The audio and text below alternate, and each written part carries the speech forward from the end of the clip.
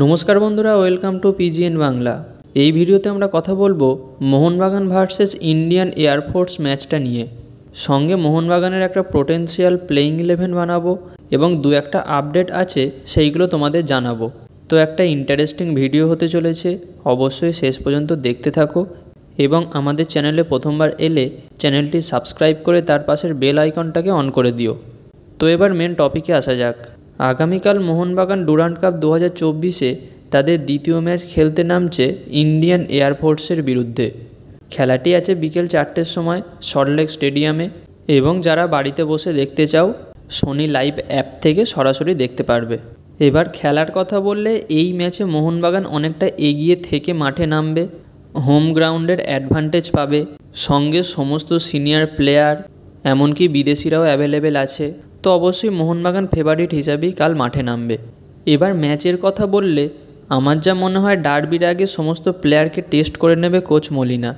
18 তারিখ কলকাতা ডার্বি আছে, তার আগে একটা কম্পিটিটিভ ম্যাচ খেলিয়ে নেওয়া প্লেয়ারদের জন্য অনেকটাই ভালো। এবার কোচ মলিনার পছন্দের 4-2-3-1 ফরমেশনে একটা পোটেনশিয়াল প্লেইং 11 বানিয়ে তোমাদের দেখাবো। সেখানে গোলকিপার পজিশনে থাকবে বিশাল কাইত, রাইট ব্যাক পজিশনে রাখবো আশিস রায় এবং লেফট ব্যাক পজিশনে রাখবো সুভাশিস বোসকে এবং দুজন সেন্টার ব্যাক হিসাবে রাখবো টম অ্যালড্রেড এবং আলবাত্রো রড্রিগেজ।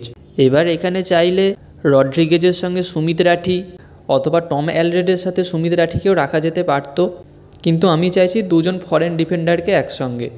এরপর ডিফেন্সের একটু ওপর থেকে সেন্ট্রাল ডিফেন্সিভ মিডফিল্ডার রোলে আমি অবশ্যই চাইব আপুইয়া এবং অনিরুদ্ধ থাপাকে।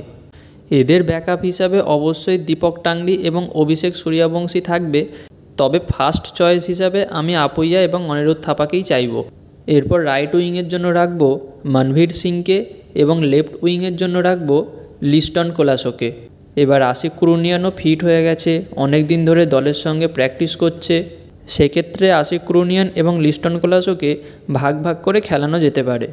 এরপর অ্যাটাকিং মিডফিল্ডার পজিশনের জন্য রাখব গ্রেগ স্টুয়ার্টকে।